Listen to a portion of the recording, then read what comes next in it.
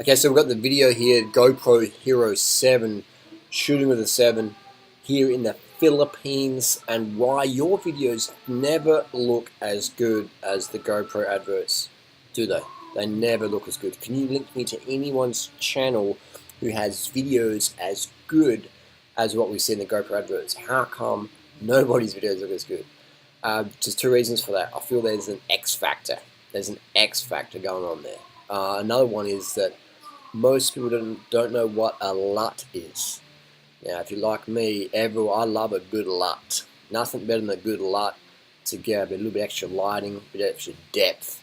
A LUT stands for look up table, and a LUT is that basically you call it a filter, color correction, whatever you want to call it. But the industry term we use here in the industry, as a professional filmmaker myself, making videos with my iPhone, we call it a LUT, lookup table. So if you're not using the LUTs on your videos, they won't have as much glow. All the GoPro videos I see from GoPro, 99% of them have a LUT added to it. So, it's easy to find a GoPro LUT if you go online, but you'll need editing software such as Final Cut Pro. Final Cut Pro, in my opinion, is the best if you want to do any LUTs. Alright? So use Final Cut Pro. It's the fastest rendering software out there, except iMovie. iMovie is the fastest software you can use for slapping up a video, exporting it. iMovie, nothing comes close. iMovie on your phone, iMovie on your iPhone 6 is going to export faster 4K video than your latest $10,000 MacBook. I guarantee you it's going to export faster. Right? So it's crazy how fast these iPhone 6s are.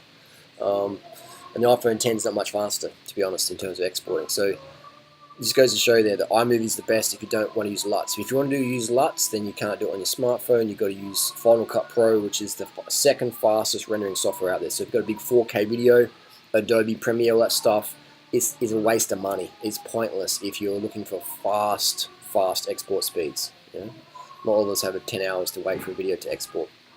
So there you go. So that's that taken care of. But if you're not using LUTs, it won't look as good as it could. And I think there's some sort of X factor that that GoPro are doing to make their videos look just that little bit extra good. Because I'm using a LUT in this video. I'm also going to export it. I'm filming at 1080-60, which is a really, really high quality, and I'm going to export it at 1080-60. That's another big mistake people make, is they don't export the video at the same frame rate that they film at. They film at 1080-60 and they export at 1080-30, or they film at 4K 60 and they export at 1080-30, or they export at 720. They're like, why doesn't my $400 GoPro look as good? That's a big reason. That's probably the biggest reason, is you have to export the file at the same frame rate that you filmed at. Right? I'll say it again. Export the same as you film. If you film at 4K 30, then export at 4K 30. If you film at 1080-30, then please export 1080-30. If you film at 1080-60, make sure you export at 1080-60. Personally, most of my videos at 1080-60. I love that real life effect. The 4K 30 is not as good for me. I like realness. I like having my viewer actually feel like they're there. And for me, that's 1080-60. And I use most of my videos I've shot on my iPhone 6. Most of my videos iPhone 6. Not many people really need a better camera quality than iPhone 6. The iPhone 6 is a fantastic camera quality. Since the iOS update, it fucked it up, and now most iPhone 6s are terribly slow, which means I've had to relegate my iPhone 6 to an iPhone 6S because I don't go to the 7s or the 10s or whatever. Even though I can afford them, they just don't have that earphone jack. And I'm just like, what the fuck? Like, why would you release a phone that doesn't have an earphone jack? And you got to buy some little dongle and have a dongle to lose and a dongle to break, and it's pointless. So Apple doesn't get my coin for now. The iPhone 6S is my favorite, and I'm not going to update the software on it, because you update the software on an Apple product, you can do that for the first couple of years, but eventually they'll make your fucking computer or Mac or your iPhone just fucking slow as fuck. So updates beware. All right, if it's the first year or two, then you're okay, but otherwise don't update stuff. And now we're using a Hero 6 with a LUT. So we can see there's not that much difference, in my opinion, between the 7 and the 6 in terms of camera quality. Right? So you've got that hyper smooth effect, which I don't even use unless I'm on my bike. But to be honest, the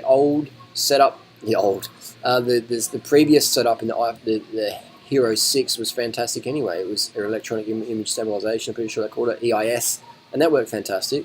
That worked good enough. So the Hyper Smooth, yeah, I mean, it's got some time-lapse video footage, which is really cool. It's smooth, they've got hyperlapse, or they call it time warp. Everyone else calls it hyperlapse. So time warp can be sort of fun, give a fun effect. But again, how many people are really going to use that? You know, how many people buy these cameras? Actually, a lot of people buy a camera, think I'm going to be a professional filmmaker, YouTuber, like Durianrider or whoever, and that anyone can do that.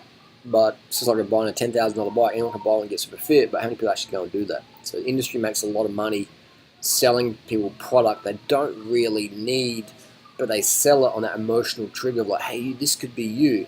And people want that, but not many people really want to work for it. You know, it's like, it's like a lot of girls want a physique like this, to be slim and fit, but not many girls really want to work for it. And some girls just don't have the genetics for it. You know, maybe you're 5 foot, maybe you're Amazon built, maybe you're, 40 kilo Filipino girl. So it depends on your genetics as well. And that brings us to high carb vegan. Because a Durianrider video is not complete unless we talk about the high carb vegan lifestyle. I was on a running forum yesterday, and someone was just saying that Durianrider saved my life. Basically, the person had chronic fatigue, and they thought, I'm going to try Durianrider's lifestyle, have fruit for breakfast, fruit for lunch, rice for dinner, keep it oil free. And just as an experiment, they did it, and within 2 days, they said their chronic fatigue had lifted. And this was like a runner, like a pretty decent runner. And they got their life back. They went back to university. They could do what they wanted to do. Now they're a doctor, etc., etc. They could just follow their life path, and that's really powerful. That's really awesome to read that stuff. And that was just on some random running forum yesterday. I don't know about that, but anyway, so that's definitely high carb, low fat vegan. Because here's the thing: you might be a great camera person, but where's your energy coming from? Adderall, caffeine, Ritalin. Yeah, that's not really sustainable. How are you going to get lean and slim and feel good and have good moods? That's going to be the consistent high carb intake, so you can actually get out there and use your cameras in the real world, and get out there and get it done. So carbohydrates, that's your fuel, that's your battery life. There's no point having a fancy camera or fancy Mac or some good LUTs if you don't have enough carbohydrates to use them. So drink enough water so you're peeing clear every 2 or 3 hours. If your urine's yellow or straw, you need to drink more. I bet you didn't think you'd get this information on a GoPro video, did you? But you're getting it. You get more with Durianrider. If you have any questions about the GoPro or vegan diet, leave it in the comment section below. We will see you next video. Thanks for watching. GoPro Hero7. Is it shit? Is it legit? Depends what you want to use it for. It's shit and it's legit. Is it a rip-off? Depends. Alright? And you can answer that question. I can answer it for you, but maybe not. You decide. Test ride, then decide. Thank you.